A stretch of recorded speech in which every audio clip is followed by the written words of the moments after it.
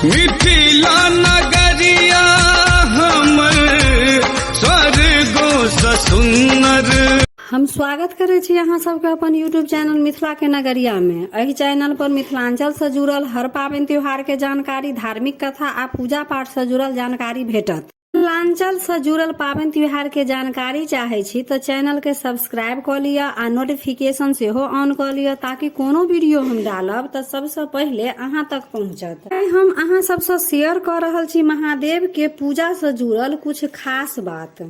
शिवजी के पूजा तो मनुष्य सब दिन करे छे, लेकिन सावन में शिवजी के पूजा के विशेष महत्व होय छे। सावन लागत जना एकदम शिवमय भ गेले, या सावन मास के नाम सुनते मन में शिव के प्रति भक्ति जाग जाइए। मास शिवजी पूजा ला एकदम खास महीना मानल जाय छे। जब असुर और देवता दोनों मिलकर समुद्र मंथन केलथ, समुद्र मंथन में बहुत कीमती वस्तु ऊपर भेलन, लेकिन ओहि संगे विष आ अमृत सेहो निकलल।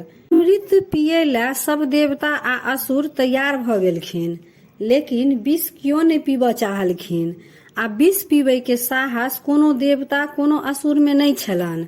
महादेव सब विष के पीब क जगत के कल्याण केलखिन। ई सारा घटना जे भेल से उस सावन महीना में भेल अछि। ई सब भक्त सब महादेव के सावन महीना में खूब जल चढ़बै छन, जाहि से विष द्वारा जे ताप शिव के शरीर में बढ़ि गेल छलन तो ओ भक्त के जल चढ़ेला से होय अछि। सावन महीना शिवजी पूजा ला खास मानल जाइया। सावन में शिव के पूजा केला से जल्दी प्रसन्न भ जाय छथिन।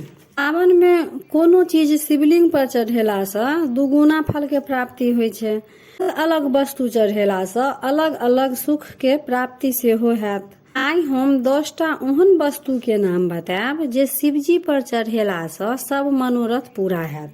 पहिल वस्तु अछि कच्चा चावल, जेकरा के अपना सब अक्षतो कहै छियै। कच्चा चावल शिवलिंग पर चढ़ेला से धन संपत्ति के प्राप्त हैत। दोसर वस्तु अछि तिल, तिल चढ़ेला से समस्त पाप नाश हैत। तेसर वस्तु अछि जौ, शिवलिंग पर चढ़ेला से लंबे समय से चल रहल परेशानी दूर हैत।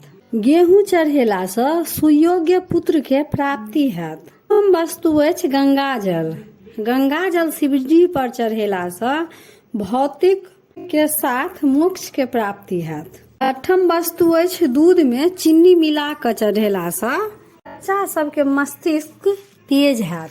आठम वस्तु अछि गन्ना के रस, शिवलिंग पर गन्ना के रस चढ़ेला से आर्थिक संकट दूर हैत, धनक कमी सेहो दूर हैत।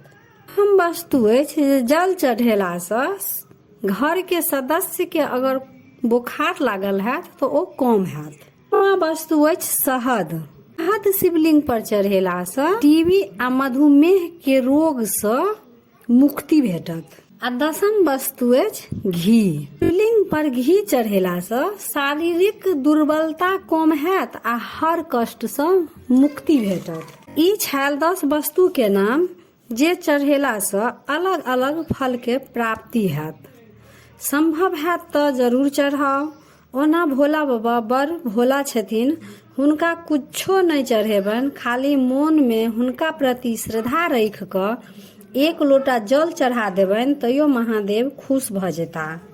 तो वीडियो केहन लागल जरूर कमेंट करब। अगर महादेव में श्रद्धा अछि तो कमेंट में जय भोलेनाथ जरूर लिखब।